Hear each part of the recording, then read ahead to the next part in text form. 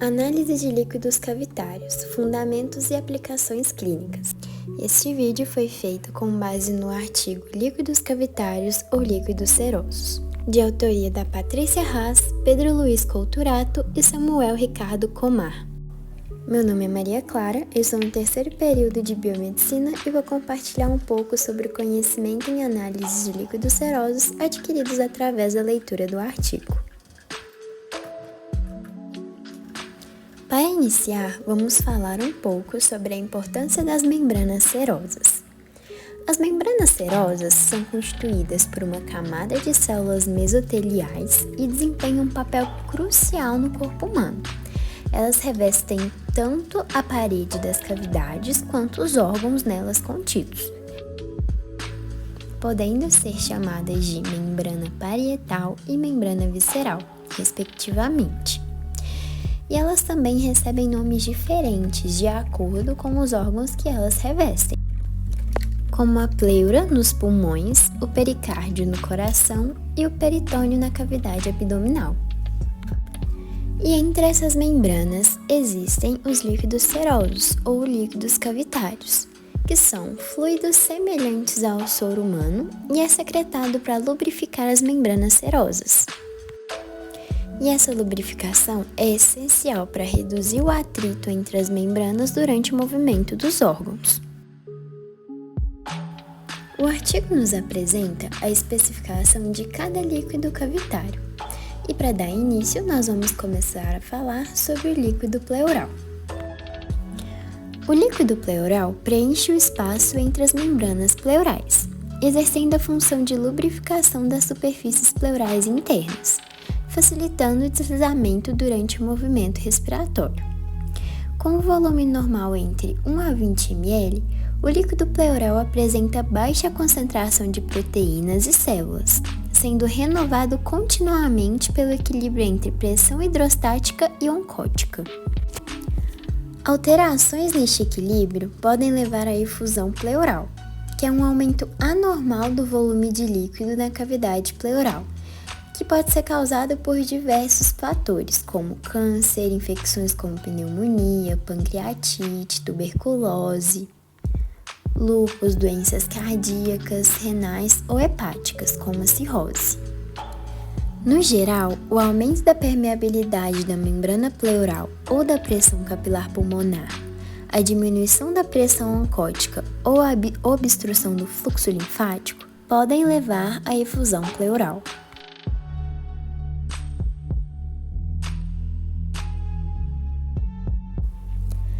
As efusões pleurais podem ser classificadas em transudatos e exsudatos, cada uma com diferentes causas e características. Os transudatos são derrames não inflamatórios, resultantes de desequilíbrios na pressão hidrostática ou osmótica. Por outro lado, os exsudatos são consequências de condições patológicas, como neoplasias, doenças infecciosas e inflamatórias, que aumentam a permeabilidade capilar. Este quadro apresenta diferentes diagnósticos que podem levar à causa dos derrames pleurais, nos transudatos e nos exsudatos. O diagnóstico dos exsudatos é mais complexo e geralmente requer outras análises para determinar a causa subjacente. Um diagnóstico preciso é crucial para um tratamento eficaz, pois o desenvolvimento deste derrame pode gerar internações prolongadas e aumento da morbidade. E a coleta desse material para análise clínica é chamada de toracocentese. Essa coleta é realizada com anestesia local e por um médico, seguindo as diretrizes internacionais para garantir a segurança e precisão. E após a coleta, a amostra é fracionada em tubos com requisitos específicos para diferentes análises, como a presença de EDTA para contagens celulares e heparina para análises citopatológicas. Para garantir a integridade das amostras de líquido pleural, é recomendado aliquotar volumes grandes em volumes menores antes do transporte para o laboratório. O transporte da amostra deve ser feito em temperatura ambiente e dentro de um tempo razoável para evitar a lise celular, degradação e crescimento bacteriano. E estes cuidados servem para todo tipo de coleta de líquido cavitário. A análise macroscópica do líquido pleural é um passo crucial na investigação de efusões pleurais. A observação da cor, do aspecto líquido, tanto antes quanto após a centrifugação da amostra, é essencial para identificar a causa do derrame. Os transudatos geralmente têm uma cor pálida, são límpidos e não contêm coágulos, enquanto outras cores como vermelho, marrom, verde, branco e preto podem indicar diferentes patologias. A análise física macroscópica do líquido pleural é complementada pela análise microbiológica, pois o líquido pode ser infectado por diversos micro-organismos, incluindo bactérias, fungos, vírus, parasitas. A quantidade adequada de líquido encaminhado para a análise aumenta a probabilidade da detectação, considerando que os patógenos podem estar em baixa concentração na amostra. O quadro à frente mostra algumas especificações para essa análise microbiológica. A análise microscópica das células é fundamental para distinguir entre transudatos e exsudatos. Para realizar a contagem global de células nucleadas, o laboratório deve preferencialmente usar amostras frescas, não centrifugadas e devidamente homogeneizadas. A contagem deve ser feita com cuidado, garantindo que não haja sobreposição de células. Na diferenciação entre eritrócitos e células nucleadas, características específicas de cada tipo de célula são observadas. Os resultados fornecem informações valiosas para o diagnóstico e para o tratamento adequado. A análise bioquímica é feita principalmente na diferenciação entre os transudatos e os exsudatos. Diversos parâmetros bioquímicos como glicose, LDH, pH, amilase, ADA, lipídios, bilirrubinas e marcadores tumorais são analisados para auxiliar no diagnóstico. Agora nós vamos falar especificamente do líquido peritoneal.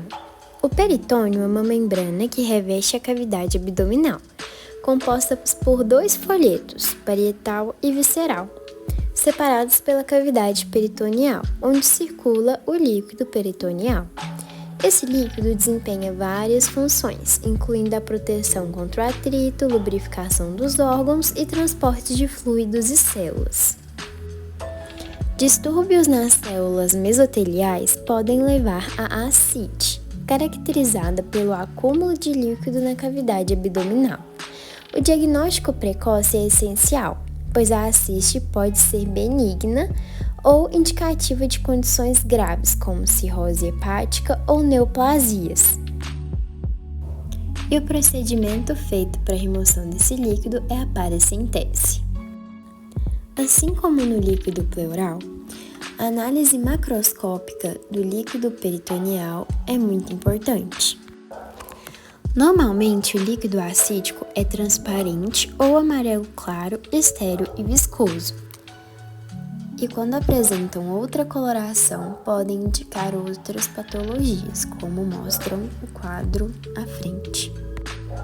Já a análise microbiológica do líquido peritoneal é realizada principalmente em casos suspeitos de perionite bacteriana espontânea.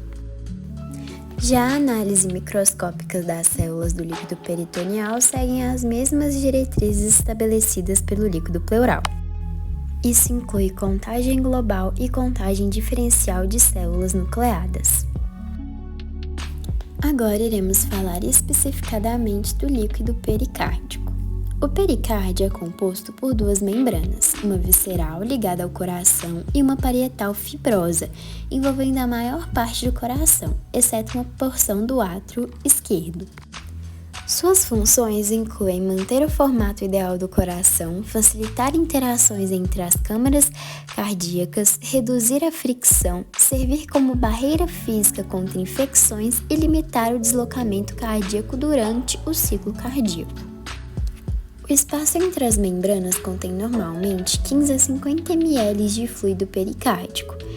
cujo derrame pode causar aumento significativo na pressão intrapericárdica, sendo considerado anormal com significância clínica.